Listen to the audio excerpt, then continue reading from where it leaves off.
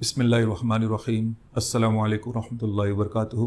मैं हूँ आरिफ कासूरा और मैं आप हजरात की खिदमत के अंदर में हज की ट्रेनिंग का, हज के तरीक़े का वीडियोस लेकर हाजिर हुआ हूँ। मोहतरम हुज्जाज किराम, ये अल्लाह ताला शानुहु का बहुत बड़ा फ़ضل है कि अल्लाह ताला ने आप हजरात को अपने घर की हाज़िरी के लिए कबूल फरमाया है। अल्लाह के घर की हाज़िरी ये ऐसी चीज़ है जो आज तक जिन्हें मिली है वो बड़े सआदतमंद लोग थे, उन्हें ही ये हाज़िरी नसीब हुई है। ये हर किसी को नसीब नहीं होती। अल्लाह के घर पर जाया नहीं जाता, आप जा नहीं रहे, आपको बुलाया गया है, अल्लाह की तरफ से बुलावा आया है। जब सैयदना इब्राहीम अलैहिस्सलाम ने काबतुल्लाह की तामीर की कंप्लीट कर दी तो उस वक्त में सैयदना इब्राहीम अलैहिस्सलाम को अल्लाह ताला ने हुक्म दिया कि लोगों को हज की तरफ बुलाइए, इस घर की तरफ दावत दीजिए। वअद्दिन नास फिल हज, जब ये हुक्म आया तो सैयदना इब्राहीम अलैहिस्सलाम ने लोगों को दावत दी। उस दावत पर जिन रूहों ने लब्बैक कहा, उन रूहों को आज इस हज की तौफीक मिल रही है, इस सफ़र के लिए अल्लाह ताला कबूल कर रहा है। तो मोहतरम हुज्जाज किराम, आपकी रूहें उन खुशनसीब रूहों में से रूह थी जिन्हें अल्लाह ताला ने ये आवाज़ आप तक जब पहुँचाई, सैयदना इब्राहीम अलैहिस्सलाम की आवाज़, उस पर आपकी रूहों ने भी लब्बैक कहा। आलम अरवाह में रूह की शक्ल में थे आप, आपने लब्बैक कहा। आज अल्लाह ताला आपको अपने घर की हाज़िरी के लिए बुला रहा है। अब ये सफ़र ऐसा सफ़र है, शुरू में मैंने अर्ज़ किया, ये खुशनसीब लोगों को नसीब होता है। हिंदुस्तान पर 500-600 साल तक जो है मुसलमान हुक्मरान हुकूमत करते रहे, लेकिन सफ़र हज जो है ये किसी भी हाकिम को नसीब नहीं हुआ। दुनिया के बड़े बड़े नक्शे ज़ाहिरी एतबार से उन्होंने आबाद किए, मालो मता उन्होंने जमा किया, हुकूमत उन्होंने कायम की, सल्तनत तख्त व ताज के मालिक वो बने, बड़ी बड़ी इमारतें उन्होंने बनाई, लाल किला बनाया, कुतुब मीनार बनाया, लाल ताज महल बनाया, ये बड़ी बड़ी इमारतें कायम की, बड़े बड़े शहर आबाद किए, लेकिन हज की तौफीक किसी एक बादशाह को नसीब नहीं हुई। आप हजरात को ये तौफीक मिल रही है, इस पर अल्लाह का शुक्र अदा किया जाए। जितना अल्लाह का शुक्र अदा करेंगे, लइन शकरतुम लअज़ीदन्नकुम, अल्लाह ताला अपनी नेमतों में इजाफा करेंगे, मज़ीद तौफीक अता फरमाएंगे। और इस सफ़र को कामयाब कैसे बनाया जाए, कीमती कैसे बनाया जाए। दोस्तों, कोई सफ़र आदमी दुनिया के ताल्लुक़ से करता है, दुनिया के कोई छोटे मोटे काम के लिए करता है, तो उस सफ़र से पहले पहले अपने आप को तैयार करता है, प्रिपेयर करता है, सारी चीज़ों को देख लेता है कि क्या ज़रूरतें पेश आएगी, किस तरीके से मुझे वहाँ पर क्या मामलात पेश आएंगे, उसके लिए अपने आप को तैयार करता है। तो इतना बड़ा सफ़र, और इस सफ़र को जैसे शुरू में मैंने अर्ज़ किया, कोई मामूली सफ़र नहीं है। इस सफ़र को अपना कीमती बनाने के लिए, और याद रखिए इस सफ़र के अंदर में जो इस सफ़र को सही तरीके से करता है, सफ़र के अरकान को सही तरीके से अदा करता है, अरकान हज और उम्रा को सही तरीके से अदा करता है, मदीना मुनव्वरा की हाज़िरी में आदाब की रियायत के साथ में अपने औकात को गुजारता है, तो फिर अल्लाह ताला शानुहु जो है उसे बार बार ये तौफीक अता फरमाते हैं। ठीक ऐसा समझ लीजिए जैसे कोई टीम का सिलेक्शन हो रहा है, तो जो अच्छे परफॉर्मर होते हैं उन्हें टीम के अंदर में सबसे पहले सिलेक्ट किया जाता है। इसी तरीके से जो अल्लाह के नेक बंदे उस दरबार की हाज़िरी को वसूल करते हैं, वहाँ की आदाब की रियायत के साथ में अपने वक्त को गुजारते हैं, अल्लाह ताला उन्हें बार बार उस घर पर बुलाता है, बार बार की हाज़िरी नसीब होती है। इसलिए आपने भी ये कोशिश करनी है कि अल्लाह ने ये एक चांस दिया है, इसको अच्छे से अच्छे यूटिलाइज़ कीजिए, इसका सही इस्तेमाल कीजिए, और इस चांस के ज़रिए से अपनी आखिरत भी बनाए, और हमारे लिए बार बार इस सफ़र के आगे की अल्लाह ताला जो है रास्ते खोले। इसके लिए हमें जो है अपने आप को तैयार करना है, वहाँ जाकर उन आमाल में मशगूल करना। इस सफ़र में तैयारी क्या करनी, कैसे करनी, तो जैसे छोटे से छोटे दुनियावी सफ़र के लिए तैयारी करते हैं, इस अजीम सफ़र के लिए तैयारी करनी होगी। अब तैयारी के एतबार से जो है हमें सबसे पहले जो है अपने आप को रूहानी एतबार, जिस्मानी एतबार से तैयार करना होगा। अब जिस्मानी एतबार से तैयार करना क्या होगा कि आप इस सफ़र के अंदर में जब भी जाएंगे उस मकामात पर, तो आप देखेंगे कि रोज़ाना जो है आपका कई किलोमीटर चलना होगा। अब ये चलने की मश्क अगर आपने यहीं से कर ली है, और ये तो दुनिया का दस्तूर है, कोई भी काम अगर आदमी कर रहा है और वो फिज़िकली फिट है, जिस्मानी एतबार से सेहतमंद है, तो उस काम को अच्छे से अच्छे तरीके से कर पाएगा। اگر وہ فزیکلی فٹ نہیں ہے، صحت اس کی ساتھ نہیں دے رہی، اس کا درد گھٹنوں میں ہے، اس کو درد کمر میں ہے، اس کو درد چلنے میں محسوس ہو رہا ہے، اس کے سر میں درد ہے، اس کی صحت ٹھیک نہیں ہے، تو اس حال کے اندر میں وہ کوئی بھی کام، چاہے چھوٹا ہی کام کیوں نہ ہو، اس کو بھی ادا نہیں کر سکتا، اس کو بھی صحیح طریقے سے انجام تک نہیں پہنچا سکتا۔ اتنے بڑے سفر پر آپ حضرات جا رہے ہیں، اب اس سفر کے اندر میں مستقل چلنا ہے۔ آپ مکہ اپنی قیام گاہ سے، اپنی ہوٹل سے حرم شریف جائیں گے، وہ کچھ فاصلہ ہوگا تو چلنا ہوگا۔ بائے بس جا رہے ہیں تو بس اسٹینڈ پر اترنے کے بعد حرم تک آپ کو چل کر جانا ہوگا۔ حرم کے اندر میں طواف کرتے وقت آپ کو مطاف کے اندر میں چلنا ہے۔ اگر عمرہ کر رہے ہیں تو عمرے کی سعی کے لیے جو ہے آپ کو صفا مروہ کے درمیان چلنا ہے۔ تو یہ سارے ارکان پھر ایام حج کے اندر میں جب آپ مینا جاتے ہیں، مزدلفہ جاتے ہیں، عرفات جاتے ہیں، پھر رمی جمرات وغیرہ مستقل مسائل ہیں۔ اب اس پورے سفر میں بار بار آپ کو چلنا ہوگا۔ اگر ابھی سے آپ نے چلنے کا مزاج بنایا ہوا ہے، آپ نے چلنے کی عادت ڈالی ہوئی ہے اور اپنی صحت کا ابھی سے خیال رکھا ہوا ہے، خدا نخواستہ کوئی ایسا مرض ہے، کوئی ایسی بیماری ہے تو اس کا ابھی سے علاج کروا لیجئے، اور اس کے علاوہ چلنے کی عادت ڈالیے۔ روزانہ اپنے چلنے کو جو ہے لازمی قرار دیجئے، چاہے فجر کی نماز کے بعد، چاہے عشاء کی نماز کے بعد 10-15 منٹ سے شروع کیجئے۔ اس چلنے کی مقدار کو بڑھاتے جائیے، اتنا چلیے کہ روزانہ کم سے کم 6-7 کلومیٹر آپ چلنے والے بن جائیں۔ دیکھیں، یہاں جب 6-7 کلومیٹر کی عادت بن جائے گی تو وہاں جانے کے بعد پھر اس جگہ کی برکات ہے، اس جگہ کے ایک خصوصی رحمتوں کی جگہ ہے کہ اس جگہ پر اللہ تعالیٰ کی خصوصی رحمتوں کا نزول ہوتا ہے۔ اس جگہ جانے کے بعد جو ہے وہ روحانی طاقت جو ہے وہ ایک ایڈ ہو جائے گی آپ کے ساتھ میں، آپ کو مزید طاقت مل جائے گی۔ وہ طاقت پھر آگے کے لیے جو ہے آپ کو چلنے کے اندر میں اگر 10-15 کلومیٹر بھی دل میں چلنا پڑ گیا، 20-25 کلومیٹر بھی چلنا پڑ گیا تو وہ چلنا آپ کے لیے آسان ہو جائے گا۔ لیکن شرط یہ ہے کہ یہاں ابھی سے آپ چلنا شروع کر دیں، تو چلنے کی عادت اپنی بنانی ہے، اور چلنے کی عادت کے ساتھ ساتھ جو ہے ہمیں اپنے آپ کو روحانی اعتبار سے تیار کرنا ہے، اس لیے کہ یہ پورا سفر روحانی سفر ہے۔ اس سفر کے اندر میں ہمیں اللہ کو پانے کے لیے ہم جا رہے ہیں، اللہ کو راضی کرنے کے لیے جا رہے ہیں، اللہ کے دربار کے اندر میں اللہ کی رحمتوں سے فائدہ اٹھانے کے لیے جا رہے ہیں۔ اس جگہ جو انوارات کی تجلیات ہوتی ہیں، اللہ کی تجلیات جو ہیں برستی ہیں، اس سے فائدہ اٹھانے کے لیے جا رہے ہیں۔ تو اس سفر کو قیمتی بنانے کے لیے ابھی سے اپنی روحانی، اس لیے کہ یہ سفر روحانیت کو حاصل کرنے کا سفر ہے، ہدایت کے مرکز پر ہماری حاضری ہو رہی ہے۔ پوری دنیا میں دین جو پھیلا ہے وہ اللہ تعالیٰ نے کعبۃ اللہ سے پھیلایا ہے، اور مکہ مکرمہ کو دنیا کے اندر میں وہ جگہ قرار دیا۔ وہ کعبۃ اللہ وہ جگہ ہے جہاں پر اللہ تعالیٰ نے اپنے نبی کو بھیجا، وہ مقامات ہے وہاں پر جہاں قرآن نازل کیا گیا۔ گویا ہدایت کا نور جو دنیا میں پھیلا ہے وہ حجاج مقدس سے پھیلا ہے۔ اس جگہ کے سفر کے لیے آپ جا رہے ہیں، تو اس سفر میں جانے سے پہلے اپنے آپ کو تیار کرنا، تاکہ ہم وہاں کی رحمتوں کو لوٹ سکیں، وہاں جو برکات، جو خیر، جو بھلائیاں، جو انوارات کی بارش ہوتی ہے، اللہ کی طرف سے جو تجلیات کا نزول ہوتا ہے، اس سے فائدہ حاصل کرنے کے لیے دوستو اپنے دل کے برتن کو سیدھا کرنا ہے۔ دیکھیے، مشلادھار بارش ہو رہی ہو لیکن کسی نے اپنا برتن الٹا رکھا ہوا ہے، اس میں پانی کی ایک بوند بھی جمع نہیں ہو پائے گی، لیکن اگر برتن سیدھا ہے تو اس میں پانی جمع ہوگا۔ ٹھیک اسی طریقے سے اس سفر کے اندر میں آپ نے اپنے آپ کو روحانی اعتبار سے تیار کر لیا ہے، اعمال کا شوق اپنے اندر میں پیدا کر دیا ہے، جانے سے پہلے لوگوں کے حقوق آپ کے ذمے تھے انہیں ادا کر دیے ہیں، مسجد میں بیٹھنے کا، اعمال مساجد کا مزاج بنا دیا ہے، تو وہاں جا کر آپ اپنا وقت جو ہے حرم مقدس کے اندر میں گزاریں گے۔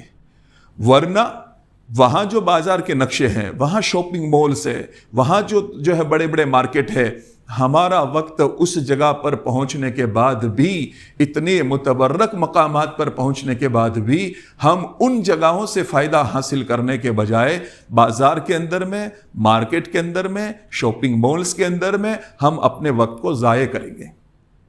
اس لیے آپ سے ریکویسٹ ہے کہ جسمانی تیاری کرنی ہے، روحانی تیاری بھی کرنی ہے، اس کے ساتھ ساتھ میں سفر کے تعلق سے سامان سفر بھی ہمیں ساتھ میں لینا ہے۔ اگر باقی ساری چیزیں ٹھیک چلتی ہے تو آدمی کا ذہن جو ہے وہ یکسو ہوتا ہے، اگر باقی چیزیں ٹھیک نہیں ہوتی، भाई जिस्मानी भी फिट है, फिज़िकली भी फिट है, रूहानी एतबार से भी तैयार हो चुका है, लेकिन उसको और चीज़ों की जो ज़रूरतें पेश आती है दौरान सफ़र, अगर वो साथ में नहीं है तो वहाँ जाने के बाद जहन मुंतशिर हो जाता है। इसलिए इस सफ़र की तैयारी भी कि जो जिस्मानी तैयारी के अलावा रूहानी तैयारी और उसके अलावा सामान की तैयारी, उसको भी हम कुछ पॉइंट्स के अंदर में समझने की कोशिश करेंगे, ताकि उसको समझने के नतीजे के अंदर में हम आगे अपने सफ़र को आसान कर सके। तो जिस्मानी तैयारी करनी है, रूहानी तैयारी करनी है, और उसके साथ साथ जो है हमें अपने सामान सफ़र को तैयार करना है। तो सामान सफ़र में ख़ास तौर पर हमें अपने साथ कुरान शरीफ को लेना है। कुरान शरीफ हमारे साथ में हो। कुरान शरीफ के साथ साथ में जो है हमें फ़ज़ाइल हज, ये वो किताब है जिसके अंदर में शेखुल हदीस हज़रत मौलाना ज़करिया रहमतुल्लाह अलैह ने जो है हज के ताल्लुक़ से, हज के मकामात की ऐसी बारीक और छोटी छोटी चीज़ों को जमा किया है। आदमी अगर शौक़ से उसका मुताला करे, उसका एहतमाम से जो है उसका रीडिंग करे, तो इसके सामने हज के सारे मकामात के पस मंज़र, उस मकामात के फ़ज़ाइल, आमाल का शौक़ अल्लाह वालों ने, हमारे बुज़ुर्गों ने, हमारे असलाफ़ ने अपने हज को किस तरीके से अदा किया, वो सारे वाक़ियात जो हैं फ़ज़ाइल हज के अंदर में जमा कर दिए गए।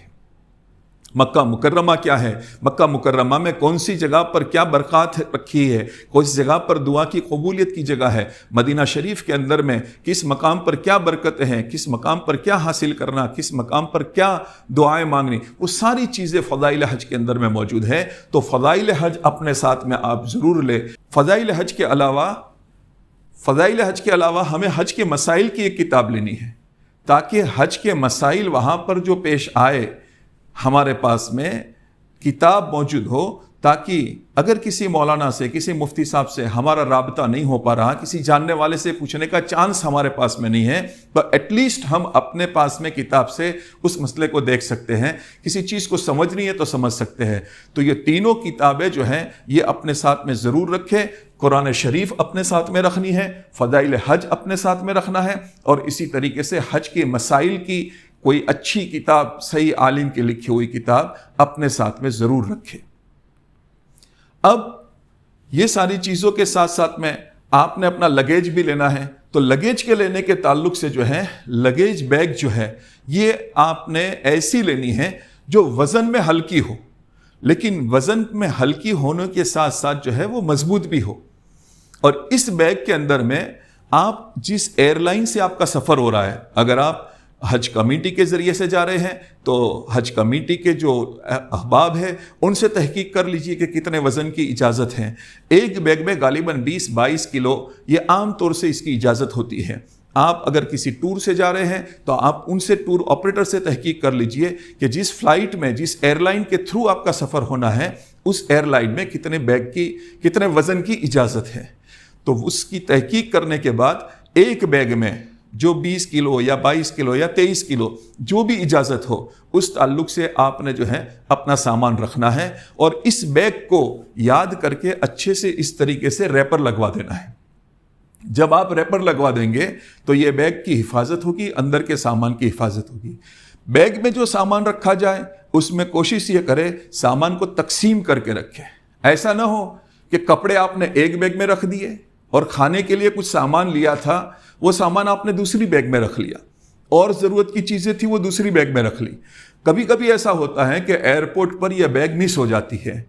तो उस हालत के अंदर में अगर आपकी कपड़े वाली बैग खो गई और जद्दा एयरपोर्ट पर जाने के बाद आपको न मिल सकी, तो उस हालत के अंदर में आपका आगे का सफ़र जो है ये परेशानी के साथ में होगा। इसलिए कपड़े दोनों बैग के अंदर में तकसीम कर दो। ऐसी चीज़ें जो एक क्वांटिटी में ली जा रही है उसको थोड़ी थोड़ी डिवाइड करके जो है तकसीम करके दोनों बैग के अंदर में रख दो, ताकि आपका सामान खुदा न खास्ता, देखिए ये चीज़ें कभी कभी किसी के साथ पेश आती है, लेकिन जिसके साथ में ये मसाइल पेश आते हैं उस वक्त इसको इसकी कदर और कीमत मालूम होती है। तो ये आपसे मशवरा है कि अपने सामान को डिवाइड कर ले और डिवाइड करके अलग अलग बैग के अंदर में रखे। हर बैग के ऊपर अपने कवर नंबर, अगर आप हज कमेटी से जा रहे तो कवर नंबर, अपना नाम, अपना मोबाइल नंबर, अपना ईमेल आईडी, ये सारी चीज़ें जो हैं उसके ऊपर अच्छे से लिख दे और स्टिकर बनाकर सारी चीज़ें मेंशन करके स्टिकर लगा ले, ताकि आपकी बैग जो है आप तक पहुंचाने के अंदर में आसानी हो। वैसे बारकोड वगैरह लगेंगे, लेकिन ये चीज़ें होगी तो आपकी पहचान के लिए भी इसमें सहूलत होगी। तो ये बैग आपने लगेज बैग जो लेनी है, इसके ताल्लुक से ये बातें मैंने अर्ज की। अब एक बैग आपके पास में होगी हैंड बैग। ये हैंड बैग जो है, इसमें आपको 7 किलो वजन रखने की गुंजाइश होती है। 7 किलो का वेट आप अपनी हैंड बैग के अंदर में उठा सकते हैं। हैंड बैग के ताल्लुक से आपसे मशवरा ये है, बैग आप जिस तरीके की लेना चाहे ले सकते हैं, लेकिन आपको मशवरा मैं ये देना चाहूँगा कि ये जो बैकपैक जो मैंने फ़ोटो के अंदर में, इस तस्वीर के अंदर में आपको दिखा रखी है, उस किस्म की बैग को लेवे। सहूलत इसमें यह रहेगी कि आप जब हज के अय्याम के अंदर में मीना जाएंगे तो उन दिनों के अंदर में ये बैग अगर आपने उठाई है तो आपके दोनों हाथ फारिग रहेंगे। आप अपना सामान पीछे लगाकर अपने सारे अरकान आसानी के साथ में कर सकेंगे। तो याद रखें, हैंडबैग अपनी लेनी है साथ में। हैंडबैग आपके साथ मुस्तकिल सफ़र के अंदर में पास में ही रहेगी। लगेज आप एयरलाइन वालों के हवाले कर देंगे। पीछे 2 बैग दिखाई गई थी, वो लगेज बैग थी, वो एयरलाइन के जो अमला है उनके हवाले कर दिया जाएगी, लेकिन ये बैग आपके पास में रहेगी। तो इस बैग को हिफाजत आपके साथ में अपने रखनी है। इस बैग के अलावा मस्तूरात, हमारी माँ बहनें इस तरह का हैंड पर्स जो रखती है, इसका वजन आमतौर से नहीं होगा। इसी तरीके से मर्द गले के अंदर में अपने डॉक्यूमेंट्स रखने के लिए जो पर्स वगैरह यूज़ करते हैं, इसका भी जो है वज़न शुमार नहीं होगा।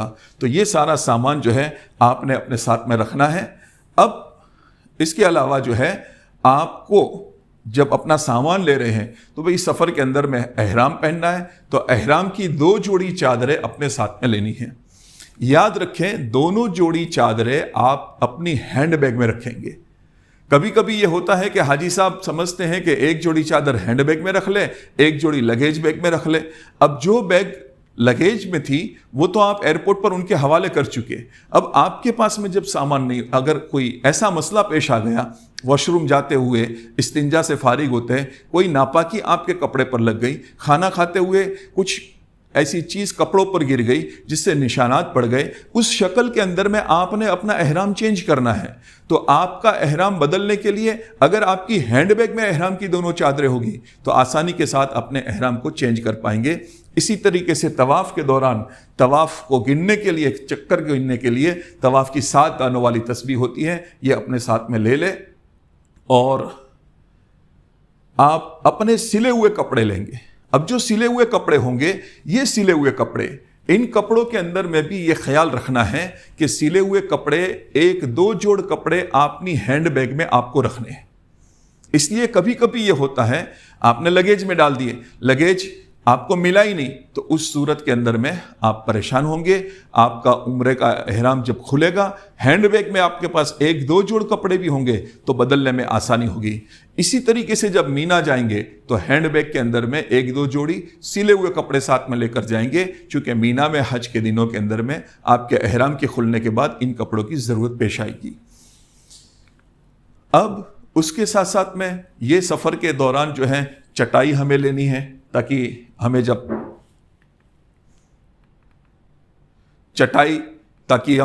मुज़दलिफ़ा के मैदान के अंदर में क़याम करेंगे तो उस वक्त के अंदर में ये चटाई की ज़रूरत हमें पेश आएगी। इसी तरह गर्म शॉल लेनी है। कभी मुज़दलिफ़ा के मैदान के अंदर में या कभी किसी और मौके पर मौसम कुछ बदल गया, सर्दी महसूस होने लगी, अपने पास अपना इंतज़ाम है तो हम जो है गर्मी सर्दी से हमारी हिफाजत हो सकेगी।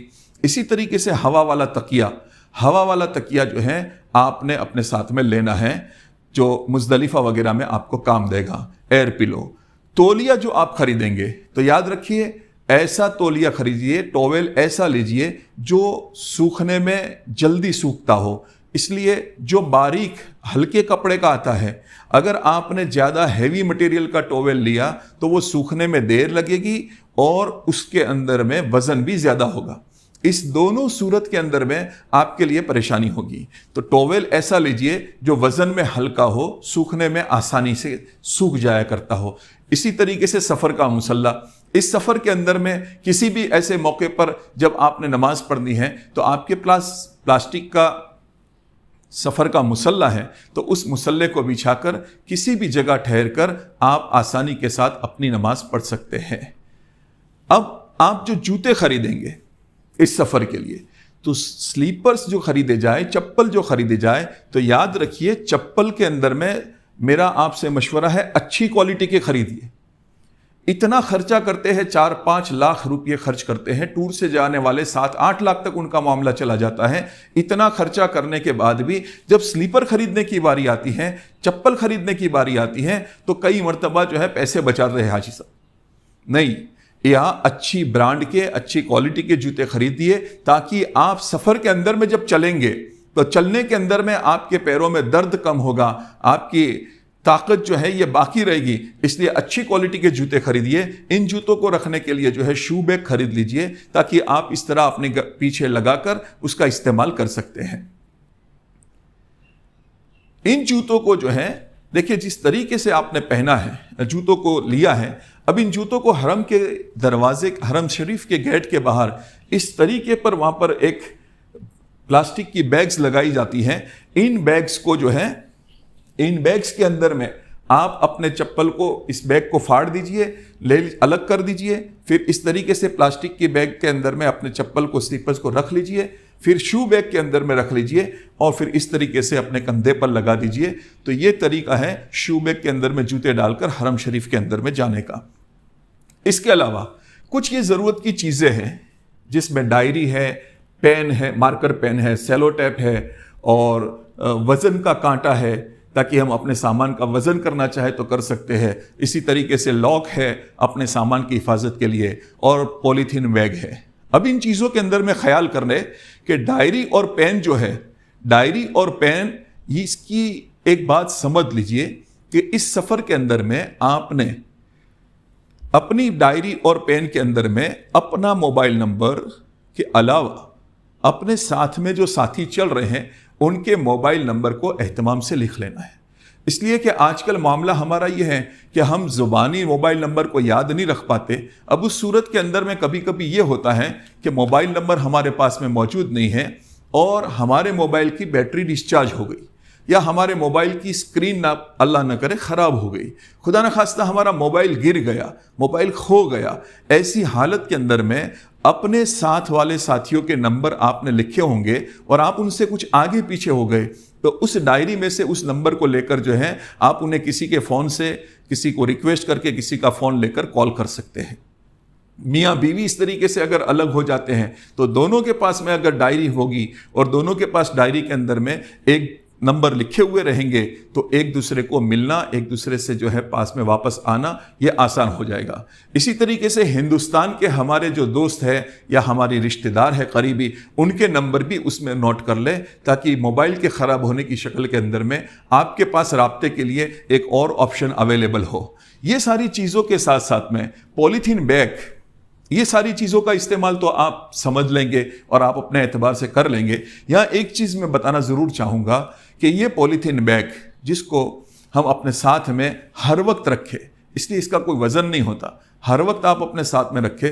خدا نخواستہ کہیں حرم کے اندر میں، مطاف میں آپ بیٹھے ہوئے ہیں، وامٹنگ ہونے لگی، تو ایسی صورت کے اندر میں الٹی ہونے لگی، اس صورت کے اندر میں آپ کے پاس یہ پولیتھین بیگ ہوگی، آپ نکال کر اس میں وامٹ کریں گے، مطاف خراب نہیں ہوگا، دوسرے حاجیوں کو تکلیف نہیں پڑے گی۔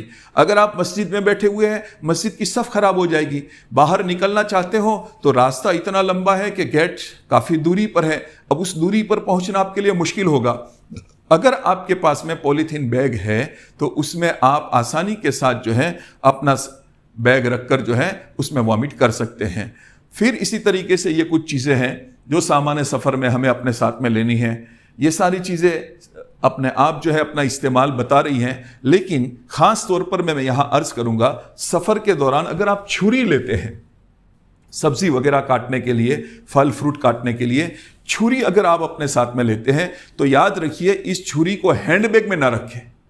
ہینڈ بیگ میں رکھنا ممنوع ہے، اس لیے ہینڈ بیگ کے اندر میں چھری بالکل نہ رکھے، یہ اچھے سے آپ کے ذہن کے اندر میں رہے۔ تو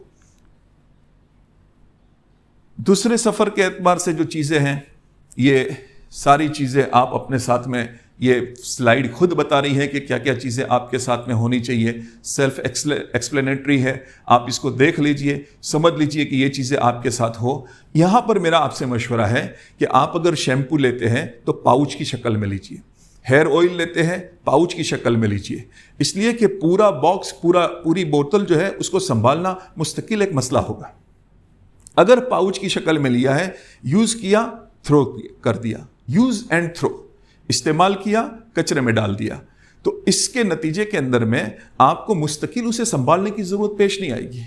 جب ان چیزوں کو لے رہے ہیں تو ایک پلاسٹک کے باکس کے اندر میں، پلاسٹک کے ڈبے کے اندر میں حفاظت سے رکھ لیجئے، تاکہ بیگ کے اندر میں کبھی کوئی نوکیلی چیز رکھی ہوئی ہو، چھری ہو، سیزر، کینچی وغیرہ ہو، کہیں وہ اس چیزوں کے اندر میں سوراخ نہ کر لے، اور سوراخ ہو گیا تو آپ کے کپڑے اور باقی سامان جو ہے یہ بھی خراب ہو سکتا ہے۔ اس لیے ایسی چیزوں کو پلاسٹک کے ایک ڈبے کے اندر میں رکھنی ہے۔ اور اس کے ساتھ ساتھ جو ہے ہم اگر ان چیزوں میں سے کسی کی عادت ہے، ہمیں وکس کا استعمال کرتے ہیں، آیوڈیکس وغیرہ کا استعمال کرتے ہیں، اور کوئی بام وغیرہ کی عادت ہے، کئی مرتبہ ایک برانڈ سے لوگ اتنے عادی بن جاتے ہیں کہ پھر ان کو اس کے علاوہ کوئی اور چیز چلتی ہی نہیں ہے۔ ایسی صورت کے اندر میں یہ ساری چیزیں وہاں مل جایا کرتی ہیں، لیکن میرے عزیزو یہ سفر آپ کا ایسا سفر ہے کہ جس میں ایک ایک لمحہ قیمتی ہے۔ یہ ساری چیزیں وہاں مل جائے گی، لیکن آپ کا ایک ایک لمحہ قیمتی ہے۔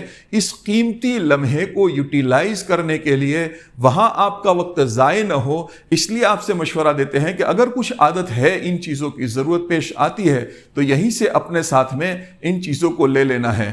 اور ان چیزوں کو لینے کے ساتھ ساتھ آپ اپنے ساتھ میں پاور بینک لیں گے۔ اب پاور بینک جو ہے اس کی ضرورت آپ کو ایئرپورٹ کے سفر پر بھی پڑ سکتی ہے کہ ایئرپورٹ پر کبھی آپ کا موبائل ڈسچارج ہو گیا، کیونکہ ہوگا یہ کہ کبھی جدہ ایئرپورٹ پر آپ کے 6، 7، 8 گھنٹے بھی لگ سکتے ہیں، 10 گھنٹے بھی لگ سکتے ہیں، تو آپ کی موبائل کی بیٹری ڈسچارج ہو گئی، آپ کے پاس میں پاور بینک ہوگی، آپ اپنے موبائل کو چارج کر سکیں گے۔ اس کے علاوہ حج کے دنوں کے اندر میں جب آپ مینا میں جائیں گے، اب ایک خیمے کے اندر میں 18-20 حاجی کے درمیان میں ایک چارجنگ کا پوائنٹ ہوگا۔ اب اس پوائنٹ کو لے کر کئی مرتبہ حاجیوں میں اس کو لے کر جھگڑا ہوتا ہے۔ اگر آپ اپنی پاور بینک لے کر ساتھ میں گئے ہیں تو اس صورت کے اندر میں آپ کو کسی سے مانگنے کی ضرورت نہیں پڑے گی کہ بھئی میں اپنا چارجر رکھنا چاہتا ہوں، میں چارج کروں گا۔ آپ کو چارجنگ کا پورٹ ڈھونڈنے کی ضرورت نہیں، آپ کا اپنے پاس چارجر ہے، آپ اپنی پاور بینک سے موبائل کو چارج کر لیجئے۔ اس کے علاوہ جانے سے پہلے اپنے موبائل کی بیٹری کو دیکھ لیجئے، اگر بیٹری تھک چکی ہے، بیٹری بار بار جلدی سے ڈسچارج ہو جاتی ہے، تو بیٹری کو چینج کروا لیجئے، اچھی بیٹری ڈلوا دیجئے۔ اور اپنے ساتھ میں ایکسٹینشن کیبل اگر آپ لے لیتے ہیں تو مینا کے اندر میں باقی حاجیوں کے لیے آسانی کا ذریعہ آپ بن سکتے ہیں، ان کی دعائیں آپ کو ملے گی، اس لیے ایکسٹینشن کیبل اپنے ساتھ میں لینا ہے۔ چشمے ہیں اگر آپ اگر چشموں کے عادی ہے، آپ کے چشمے کے نمبرز ہیں، تو ایسی حالت کے اندر میں آپ سے مشورہ یہ ہے ایک جوڑ ایکسٹرا چشمے کی پیر بنا لیجیے، ایک پیر ایکسٹرا۔ ہوتا یہ کئی مرتبہ دھکا لگ گیا، پیر پھسل گیا، اس حالت کے اندر میں چشمہ گر گیا اور چشمہ گر کر جو ہے کانچ ٹوٹ گیا، اس حالت کے اندر میں مکہ کے اندر میں جا کر آپٹکس کی شاپ کو تلاش کرنا یہ بہت مستقل ایک مسئلہ بن جاتا ہے، اور ہمارے پاس اتنا وقت بھی نہیں رہتا۔ اگر مل بھی جاتی ہے شاپ تو اس شاپ کے اندر میں جو چشمے ملتے ہیں اس کی پرائز بہت زیادہ ہوتی ہے، 4-5 ہزار کے اندر میں آپ کے چشمے بنیں گے۔ آپ یہاں انڈیا کے اندر میں 600-700 میں یہ چشمے بنوا سکتے ہیں، تو اپنے چشمے یہیں پر جو ہے ایک جوڑ ایکسٹرا بنوا لیں، اور اس کے لیے جو ایک ڈوری آتی ہے وہ اپنے گلے کے اندر میں ڈال دیں تاکہ چشموں کی حفاظت ہو۔ اگر آپ گوگلز گرمی کے موسم کے اندر میں، اس لیے کہ کبھی کبھی جو ہے وہاں ٹیمپریچر 50 ڈگری سے اوپر چلا جاتا ہے، اگر ہمارا حج گرمی کے موسم کے اندر میں ہو رہا ہے تو اس موسم کے اندر میں سخت دھوپ سے ہماری آنکھوں کو ٹھنڈک پہنچانے کے لیے آپ گوگلز کا استعمال کر سکتے ہیں۔ اچھی برانڈ کے گوگلز اپنے ساتھ میں لے لیں اور آپ سفر کے اندر میں اپنی آنکھوں کو راحت پہنچائیں۔ دوائیاں آپ استعمال کر رہے ہیں تو مختلف मर्ज़ के लिए जो बीमारियां हैं, अगर ब्लड प्रेशर है, शुगर है, डायबिटीज़ है या आपको थायराइड है, इस तरह की कोई बीमारी है, तो इन बीमारियों के लिए अपने साथ में दवाइयाँ अपने साथ में लेनी है। अब इन दवाइयों के अंदर में आपने एहतमाम के साथ में एंटी फंगल क्रीम लेनी है, इसलिए कि इस सफ़र के अंदर में चलना ही चलना है। जब चलेंगे तो कई मरतबा हमारी रानों के अंदर में रानें छिल जाती हैं और आदमी उसको लेकर परेशान होता है, चलना इसके लिए दुश्वार हो जाता है। इस सूरत के अंदर में अगर यहीं से एंटी फंगल क्रीम साथ में लेकर गए हैं तो हम अपने रान पर उसका इस्तेमाल कर सकते हैं। इसी तरीके से ORS के पाउच ले लें। ORS इसलिए कि कभी सख्त गर्मी की वजह से पसीने के ज़रिए से डिहाइड्रेशन हो गया, बदन से पानी कम हो गया, उस सूरत के अंदर में जिस्म के अंदर में थकावट महसूस होने लगेगी, चक्कर आने लगेंगे, सर चकराने लगेगा और आदमी जो है वीकनेस महसूस करने लगेगा।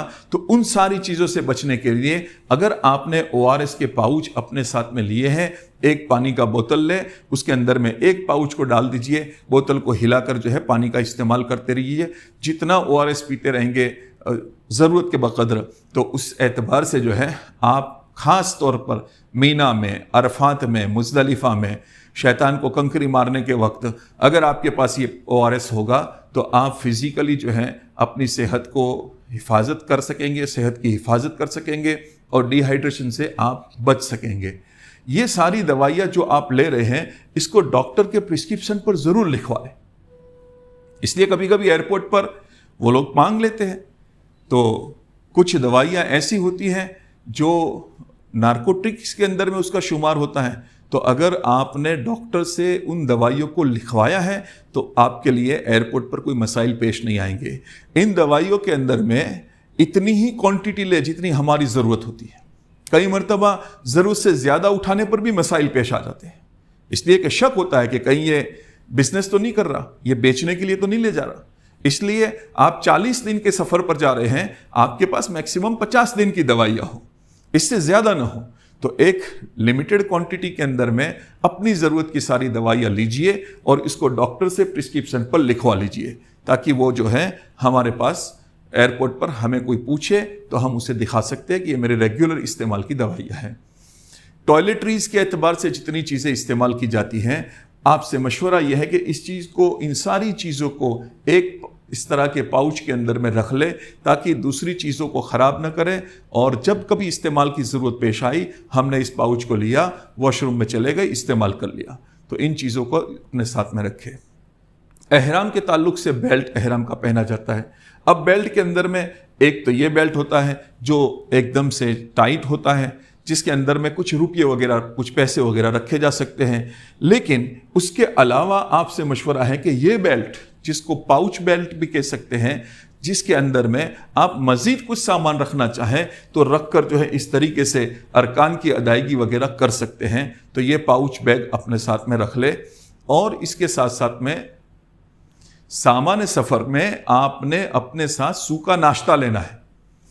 सूखा नाश्ता एयरपोर्ट पर भी ज़रूरत पेश आ सकती है। चेक इन हो गया, सिक्योरिटी चेक, इमिग्रेशन वगैरह के बाद आप वेटिंग एरिया में पहुंच गए, कई मरतबा 3-4 घंटे वहाँ पर वेटिंग होता है। उस हालत के अंदर में आपके पास अगर अपना कुछ सूखा नाश्ता मौजूद है तो उस सूखे नाश्ते से अगर, और ख़ास करके डायबिटीज़ के जो पेशेंट है उनके लिए सूखा नाश्ता, क्योंकि भूख उन्हें बार बार लगती है, शुगर लेवल नीचे जाने लगता है।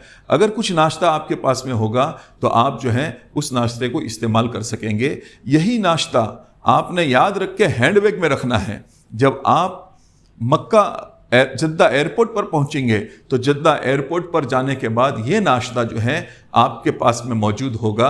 तो जद्दा एयरपोर्ट पर भी जैसे अर्ज़ किया 7, 8, 10 घंटे भी लग जा सकते हैं। तो उस हालत में आप अगर अपने साथ में सूखा नाश्ता लिए हुए हैं तो आप उस सूखे नाश्ते को इस्तेमाल कर पाएंगे।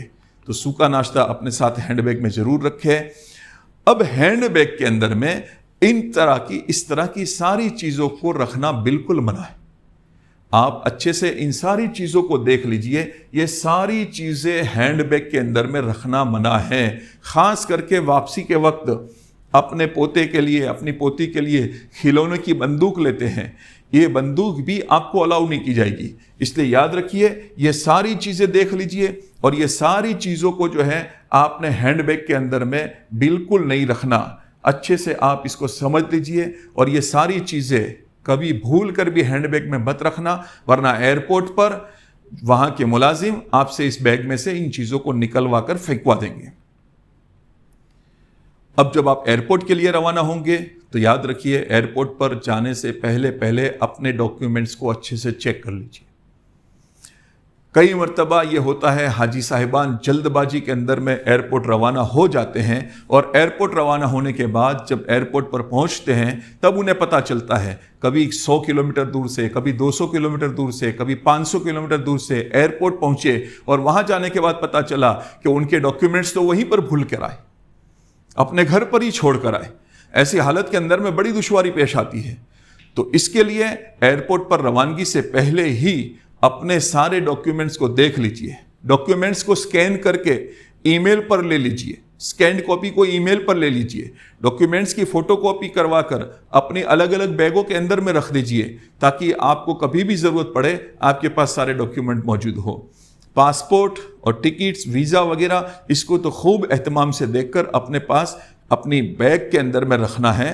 دوسری بات، ایئرپورٹ پر جب روانگی ہوگی تو روانگی سے پہلے گھر پر غسل کر لے، اچھے کپڑے پہن لے. ابھی کپڑے آپ نے ابھی احرام نہیں پہننا، احرام ہم ایئرپورٹ پر پہنچنے کے بعد پہنیں گے. اپنے مقام سے نئے کپڑے پہن کے غسل کر کے اچھے کپڑے پہن لے، نئے نہ ہو تو اچھے ہو، جو بھی ہے. ایک خوشی کا موقع ہے، اس خوشی کے موقع پر جو ہے ہو سکے تو نئے، نہ ہو سکے تو اچھے کپڑے پہن کے جو ہے ایئرپورٹ کی طرف روانہ ہو. اب اس سفر کے اندر میں بسم اللہ توکلت علی اللہ پڑھ کر نکلے. 2 رکعت نفل صلاۃ الحاجہ کی سفر کی آسانیوں کے لیے پڑھ کر اللہ سے مدد طلب کر کے نکلے. اور یاد رکھے ایئرپورٹ پر زیادہ ہجوم لے کر نہ جائیں. بہت بڑا مجمع جو ہے ایئرپورٹ پر بہت بڑی بھیڑ لے کر جانا یہ کوئی عقل مندی کی چیز نہیں ہے. آپ نماز کے لیے جاتے ہیں، کیا مجمع لے کر جاتے ہیں؟ آپ لوگوں کو بتاتے ہوئے جاتے ہیں کہ میں نماز کے لیے جا رہا ہوں، نماز کے لیے جا رہا ہوں. عزیزو، جس طریقے سے نماز اللہ کا حکم ہے، ایک فریضہ ہم ادا کرنے کے لیے جا رہے ہیں مسجد کے اندر میں. آج اللہ کے بڑے گھر کے اندر میں، جیسے مسجد اللہ کا گھر ہے، کعبۃ اللہ اللہ کا گھر اور بڑا گھر ہے، اس گھر کی طرف جا رہے ہیں تو بہت زیادہ اس کی تشہیر نہ کی جائے. لوگ پرچے چھپواتے ہیں، ایڈورٹائزمنٹ دیتے ہیں کہ میں حج کے سفر پر جا رہا ہوں اور مجھے معاف کر دے اور میرے سفر کی آسانی کے لیے دعائیں کرے، قبولیت کے لیے دعائیں کرے. کئی مرتبہ اس کے پیچھے مقصد یہ ہوتا ہے لوگوں کو پتہ چلے. اب اس کے لیے جو ہے لوگوں کو پتہ چلے، اس لیے یہ ساری چیزیں کی جا رہی ہیں. تو ہمیں سفر کے اندر میں زیادہ لوگوں کو لے کر نہیں جانا، بہت کم مجمع جو ہے ہمارے ساتھ میں ہو ضرورت کے بقدر، اور ہم ایئرپورٹ پر پہنچیں گے. ایئرپورٹ پر پہنچنے کے بعد ہمیں ایئرپورٹ میں داخلہ ہوگا، چیک ان کاؤنٹر، وہاں آپ اندر چلے جائیں گے. یہاں پر جو ضرورت کی چیز ہے وہ میں آپ کو بتاؤں گا، پوری پروسیس آپ کے سامنے نہیں بتا رہے، وہ آپ لوگوں کو دیکھ کر بھی انشاءاللہ وہاں کر لیں گے. لیکن چیک ان کاؤنٹر کو سمجھنا ہے کہ چیک ان کاؤنٹر پر آپ اپنی لگیج بیگ ایئرپورٹ کے عملے کے حوالے کر دیں گے. لگیج بیگ اس کا وزن کیا جائے گا اور وزن کرنے کے بعد جو ہے یہ بیگ ایئرپورٹ کے عملے کے حوالے کر دی جائے گی. اور ایئرپورٹ کے لوگ جب اس بیگ کو اپنے پاس لے لیں گے تو پھر وہ آپ کو بورڈنگ پاس دیں گے. آپ کا چیک ان ہو جائے گا، بورڈنگ پاس دیں گے. آن لائن بھی چیک ان ہو سکتا ہے. اگر آپ آف لائن کر رہے ہیں تو ایئرپورٹ پر چیک ان کاؤنٹر پر کروائیں گے. اب یہ آپ اپنا جو ہے بورڈنگ پاس لیں گے اور بورڈنگ پاس لینے کے بعد آپ اس پاس میں دیکھیں گے کہ لگیج ٹیگ بھی لگا ہوگا. لگیج ٹیگ یہ نشانی ہے کہ آپ نے 2 بیگ ان کو ہینڈ اوور کیے ہیں تو 2 لگیج ٹیگ آپ کو دیے گئے ہیں. بورڈنگ پاس لے لیا، اس پر لکھا ہوا ہوگا کس گیٹ نمبر سے آپ کی فلائٹ آپ کو پکڑنی ہے. اب آپ جو ہے سیکیورٹی چیک میں جائیں گے، امیگریشن میں جائیں گے. ان سارے مرحلوں سے گزرتے ہوئے آپ ایئرپورٹ کے ویٹنگ ایریا کے اندر میں پہنچیں گے. ویٹنگ ایریا میں جا کر آپ کو بیٹھنا ہے، ویٹنگ کرنا ہے اور انتظار کے اندر میں اپنے وقت کو گزارنا ہے. جب فلائٹ کے سفر کا موقع آئے گا تب اعلان ہوگا، آپ کی فلائٹ تیار ہوگی تو فلائٹ نمبر بول کر آپ کو بلایا جائے گا. اس فلائٹ کے اندر میں آپ نے بیٹھنا ہے. تو یہ ہم نے سفر کی تیاری کے اعتبار سے کچھ ضروری باتیں تھی جو آپ کو بتائی.